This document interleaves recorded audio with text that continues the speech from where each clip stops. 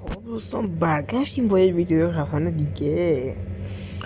تو این ویدیو اومدم یه فایل 90 فیز خفن معرفی کنم. خدای خفنه تو ستینگتون 90 فیز فعاله و اینکه لگتون رو 0 میکنه و حذف لگه که تا حالا تو بهترین حذف لگه که تا حالا تو عمرم دیدم.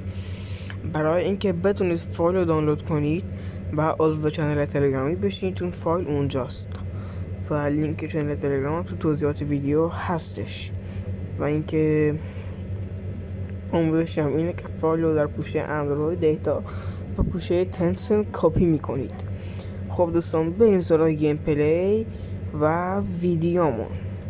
همونطور که گفتم فایل در کانال تلگرام. بریم یه گیم پلی ببینیم و دیگه هم خداحافظی کنیم باهاتون تا آخر ویدیو. بای بای. بریم سراغ گیم پلی.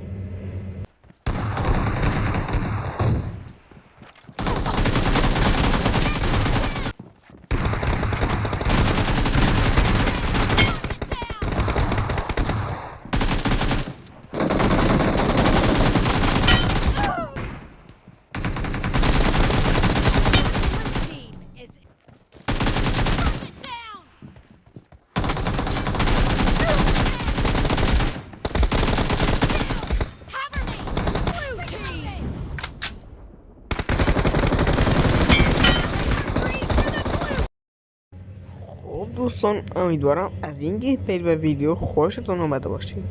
لایک، کامنت، سابسکرایب هم فراموش نشه. برای دانلود فایل عضو کانال تلگرامی بشید.